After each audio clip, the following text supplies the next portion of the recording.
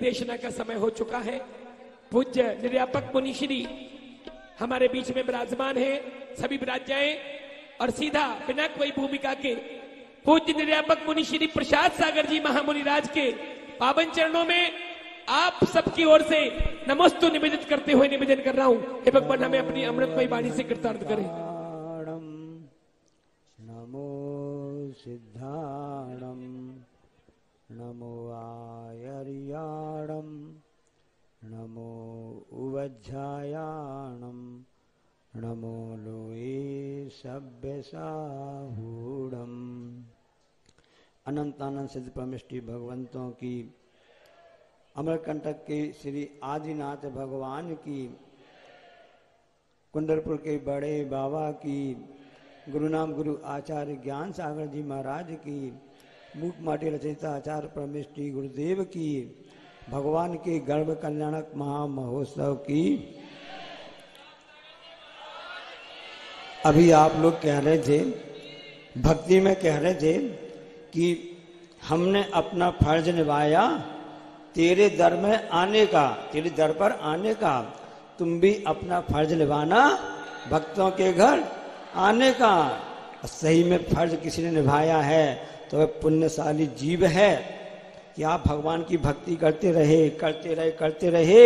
आप अपना फर्ज निभाते रहे और उस फर्ज को अपना निभाने के लिए आज वह महापुण्य आत्मा इस माता मरु देवी के गर्भ में आ गया होगा। तरस रहा है सौधर में इंद्र, कुबेर, जितने भी इंद्र इंद्राणी तरस रहे थे कि हमारे स्वर्ग में बरसा हो कितना अच्छा होता। तो उन प्रभु ने कहा नहीं, जहां पर भक्ति होती है मैं तो वहां पर जाऊंगा, जहां पर कल्याण करने की भावना लेकर लोग बैठे हैं वहां पर मैं जाऊंगा। इसलिए उनका स्वर्ग से अपने स्वर्ग से साथ कभी भी होता नहीं है। नियम है, कोई भी जीव यदि देवगति में है तो देवगति से ना कभी देवगति में जन्म होता है, ना कभी देवगति से नरक गति में जन्म होता है। यदि पुण्यशाली जीव है तो देवगति से मनुष्य गति में जन्म लेता है। असली फर्ज निभाया तो उस महान आत्मा ने फर्ज निभाया है भक्तों के घर आने का। क्योंकि आप लोग बड़े भक्ति भाव से भक्ति कर रहे थे। प्रभु की भक्ति करो पागलों की तरह, प्रभु की भक्ति करो पागलों की तरह। पागल का मतलब होता क्या? सन की, आप समझते नहीं। जो पापों को गलाए सो पागल।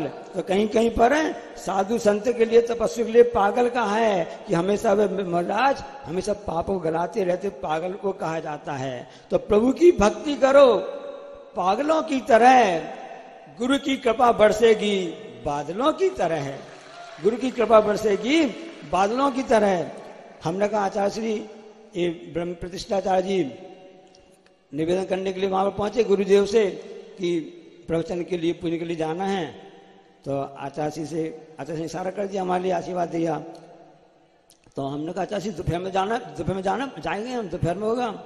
आचार्य श्री ने क्या कहा, नहीं इतनी भक्ति भाव से बाहर से लोग आए हैं, चारों दिशाओं से पंच कल्याण मनाने के लिए आए हैं और सब भक्ति भाव से कर रहे हैं। अभी उनके लिए थोड़ा नाश्ता कराओ, हमारा आशीर्वाद है। और भरपेट भोजन तो दोपहर को आपको मिल ही जाएगा। तो पागलों की तरह जो भक्ति करता है उसी के ऊपर बरसती है बादलों की तरह गुरु की कृपा। यहाँ बादल कल बरस रहे थे, लोग घबरा रहे थे, चिंता मत करना।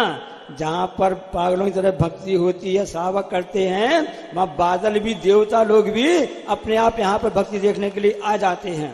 क्योंकि ये भूमि ही ऐसी है। आपने विचार किया कि अयोध्या में उनका जन्म क्यों हुआ और मरु देवी के गर्भ में वह जीव क्यों आ रहा है, अन्य माताओं के गर्भ में क्यों नहीं आया? ऐसा मरु देवी ने कौन सा ऐसा कार्य कर लिया, कौन सा उसने बड़ा वो पहाड़ पेल लिया कि वहां पर अवतरित हो रहे हैं, वह जीव आ रहा है, बाकी अन्य जगह पर क्यों नहीं आ रहे हैं? क्योंकि कहा जाता है ना, जहाँ की मिट्टी अच्छी होती है तो वहां का कलश भी अच्छा बनता है, और जहाँ का खेत अच्छा होता है वहां फसल भी अच्छी होती है। उस माता मरु देवी ने ऐसा खेत बनाया था। वह राजा अपने पिताजी ने इस ढंग से उस भूमि को बनाए निर्मित की थी, ऐसी भावना भाई थी कि भगवान ऐसा क्या कुछ किया जावे कि मेरा भी यह कल्याण हो जावे, संसार का जीव कल्याण हो जावे। इसलिए वह ललितांग देव का जो जीव था वहां से चल करके यहाँ पर आया, अच्युत स्वर्ग से माता के गर्भ में आया। कल हमने आपको बताया था कि उन्होंने माता 16 स्वप्न देखे थे, उसमें एक स्वप्न था निर्धूम अग्नि है। उसका क्या महत्व आपको आज बताएंगे दोपहर में भोजन के समय। अभी आपको नाश्ता करा देते हैं। तो यहाँ बेचारणी प्रश्न ये है कि सामान्य से आप जानते ना, कहीं पर अपन देखते हैं कि किसी माँ के लिए गर्भ ठहर हो जाता है, सब हो जाता है ना, लोग बताते नहीं है, चुपचाप रहते हैं। अपने खास लोगों को बता देते हैं कि पहला दूसरा तीसरा महीना चल रहा, 5वां चल रहा है, ऐसा बताया जाता है। लेकिन सामान्य से बताया नहीं जाता है। ऐसे होता नहीं होता है। गर्भ यदि मान लो किसी माँ के लिए गर्भ हो जाता है तो उनको बताने में संकोच होता है। ये है ना चलन, यही है चलन में कि नहीं ना। अब यहाँ पर देखो माता मरु देवी के गर्भ में आ रहा है। स्वधर्म इंद्र को क्या पड़ी है कि 56 कुमारियों को भेज दिया, 8 कुमारियों को सेवा करने के लिए भेज दिया और पूरे संसार में डंडोरा पीट दिया। चलो चलो चलो सभी देव चलो, पूरा स्वर्ग खाली कर दो। कहाँ चलना है? अमरकंटक की धरती पर चलना है, जहाँ अयोध्या नगरी बनी हुई है। अरे सब जगह गर्भ को तो छुपा के रखा जाता है, बताया नहीं जाता है। यहाँ पे उल्टा कर रहे स्वधर्मेंद्र, ये गलत कार्य कहलाया। क्यों ऐसा हुआ कि आपके मन में प्रश्न आया? उसका उत्तर समाधान हम आपको बताने का प्रयास करेंगे कि यहां पर जो गर्भ में हम समझ इस पृथ्वी जन्म लेते हैं, कई बार हम पुनः हमको जन्म लेना पड़ता है, साइकिल चलती रहती है। वहां पर स्वधर्म इंद्र ने देख लिया, अब यहाँ जान लिया, अब जो जीव आया यहाँ पर है उसने गर्भ का मरण कर दिया। गर्भ का मरण होता है, जन्म का मरण होता है। हाँ, अब ऐसा पुण्यशाली जीव आने वाला है, अब दोबारा गर्भ धारण के लिए किसी माँ को तकलीफ नहीं देगा। माताएं बहनें बैठी हुई हैं, गर्भ धारण करने की अच्छी क्रिया कहला जाती है, क्योंकि आचार्य ने हाई को लिखा है, बिना विवाह के धर्म प्रवाह नहीं। धर्म का प्रवाह चालू रखना है, विवाह आवश्यक है। इसलिए भारतीय संस्कृति में विवाह को मांगलिक कार्य कहा गया है। क्या कहा गया? मांगलिक कार्य है। आप लोग पत्रिका छपाते ना, उसमें सबसे मंगलम भगवान वीरो मंगलम, मांगलिक कार्ड दिया जा रहा है। किसके कार्ड दिया जा रहा है? आज मेरी बेटी की शादी है, मेरे बेटी की शादी, मेरे पुत्र बधू मतलब मेरा पुत्र नाती की शादी है, मेरे भाई की शादी, बहन की शादी है, कार्ड दिया जाता है, सबको बुलाया जाता है। क्यों बुलाया जाता है? क्योंकि इसके द्वारा जो आगे हमारी संतान होगी, उस संतान से कुल की परंपरा भी चलेगी, कुल की लाज रखी जाएगी और यह धर्म का प्रवाह आगे चलता ही रहेगा। इसलिए उस धर्म के प्रवाह को चलाने के लिए ही यह विवाह पद्धति होती है। तो वहां पर मरु देवी की इतनी अच्छी भूमि कैसे बन गई? उसने ऐसी भावना भाई। इसलिए यही कहना चाहते हैं कि आप लोग भी चाहते, सब लोग चाहते हैं कि मेरे घर में, जैसे नाभि राय के घर में कितने करोड़ वर्षा हो रही थी, किसकी? ओला की, रत्नों की, असली की नकली, आर्टिफिशियल की असली। महाराज जी हमको पता चल जाता तो हम भी वहां चले जाते, कुछ बटोर के ले आते। आपके मन में बात आ रही होगी ना। तो 10.5 करोड़ रुपए की वहां पर वर्षा हो रही है एक समय में, तो कितना बड़ा आंगन होगा, पूरा भर गया होगा। फिर तो ऐसा करना होगा जैसे बर्फ बरसता ना वहां पर हिमालय में, तो उसके लिए फिर उससे सफाई की जाती है। कौन सी मशीन बनती है, आती है, उससे सफाई की जाती है। तो फिर नाभिराय महाराज के लिए भी ऐसी सफाई करने के लिए मशीन व्यवस्था करनी पड़ती होगी, रत्न घट सब निकालने के लिए। और कब से? गर्भ धारण करने के 6 महीने पहले से। 6 महीने पहले वो, और माता के गर्भ में समय का 9 महीना होता है। कुल कितने हुए? 15 महीने। मैं आजकल गुरु जी के पास में सामायिक कर रहा था, दिमाग में बात आई कि 9 महीने ही क्यों रखा गया है। सामान्य से कभी 7-8 में भी हो जाता है, कभी 10 में भी हो जाता है, चलन में 9 महीने ही क्यों रखा गया है? तो मुझको समझ में आया कि 9 का अंक पूर्णांक होता है। 9 का अंक पूर्णांक होता है। इसलिए जिस माँ ने इतने गर्भधारण करती है, जो माताएं करती हैं ना, कितनी प्रसव वेदना सहन करती हैं। और उस समय हमने जब आचार्य को हर्पिस हुआ था यहाँ पर 2000 में, तब उस समय डॉक्टर वैद्य ने बताया था हर्पिस का दर्द कैसा होता है, जैसा दर्द प्रसूतिका के समय माँ को होता है बच्चों जन्म देने में, ऐसा ही दर्द उस साइटिका जो होता है ना, साइटिका मतलब हर्पिस में होता है, ऐसा दर्द होता है। तो ऐसे दर्द को सहन करने वाली वो माँ होती है, तब कहीं वह जन्म दे पाती है। लेकिन हम जब चाहते हैं कि हम अच्छी संतान हो, मेरे घर में भी रत्नों की वर्षा हो, हमारा घर भी ऐसा होता रहे, तो ऐसे आपको खेत बनाना पड़ेगा, ऐसी मुलायम भूमि बनानी पड़ेगी जहां पर फसल भी अच्छी होगी। इसलिए 3 लोक की माता बनने वाली, जगत जननी बनने वाली है, ऐसे पुण्यशाली जीव को घर में धारण करने के लिए यहाँ पर आइए ना, तो भूमि बनाना अच्छी आवश्यक बनास है। वर्तमान में बहुत सी विसंगतियां आ गई हैं, इस विसंगति को छोड़ करके हमको यही करना चाहिए कि वास्तव में कैसा क्या किया जाता है।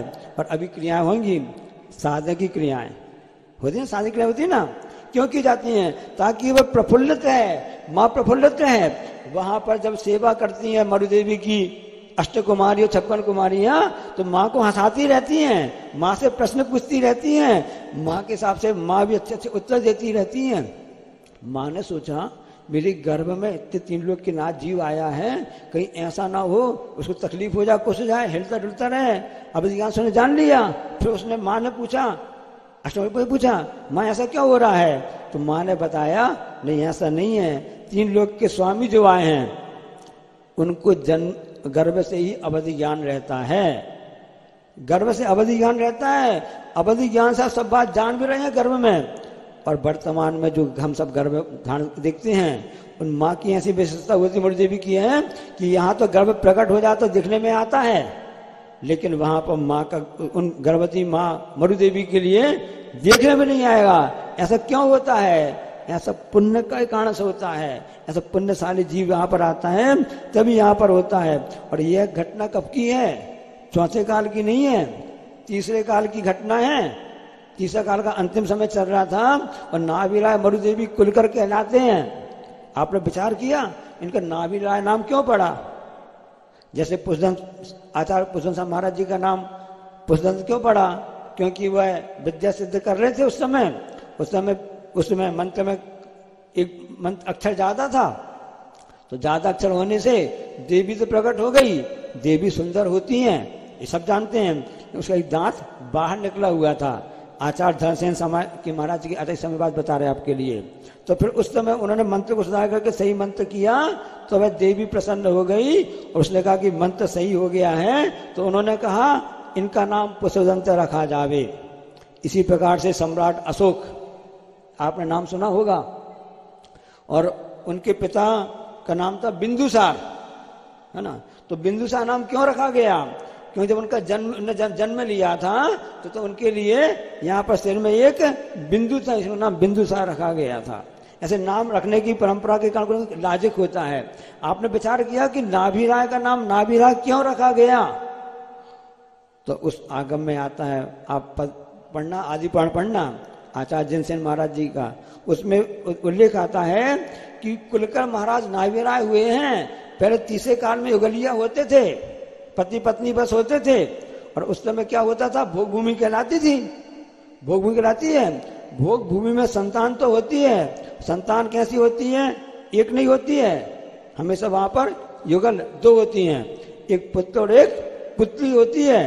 तीसरे काल की भोग भूमि बात बता रहे हैं, यहाँ पे घटित नहीं कर लेना।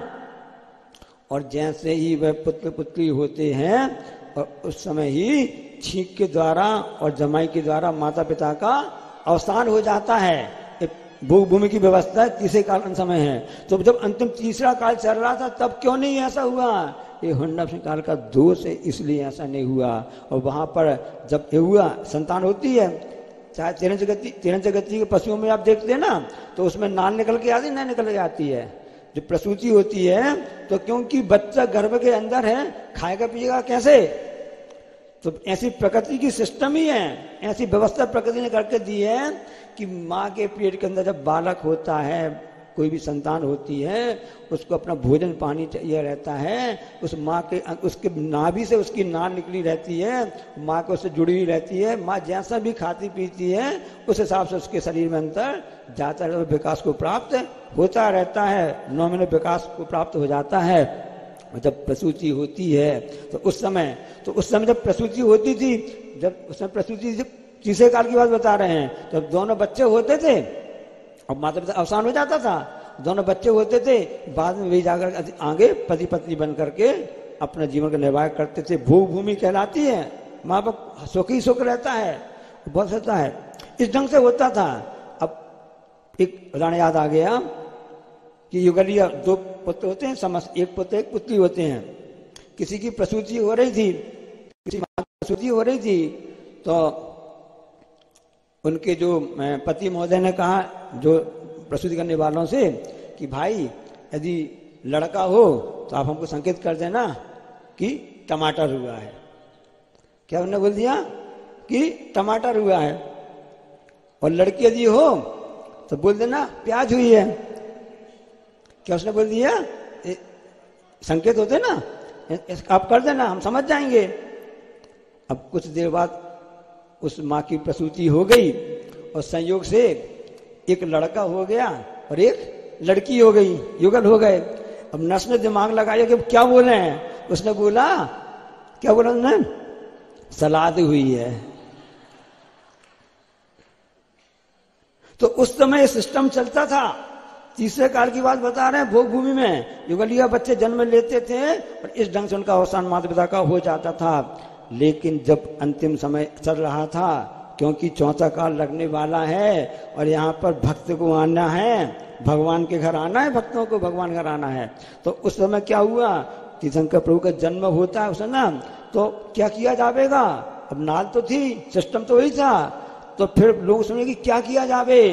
तब नाभि राय महाराज के पास में गए, ये ऐसा सिस्टम हो गया, क्या करें? तो उन्होंने नाभि राय महाराज ने कहा अब ऐसा, अब भोग भूमि का अवसान हो गया है और कर्म भूमि अब चालू होने वाली है, अंतिम समय चल रहा है भोग भूमि का, इसलिए उस नाभि को काट दो, नाभि को अलग कर दो माँ से, ताकि बच्चा अपना निर्वाह अलग से करता रहेगा।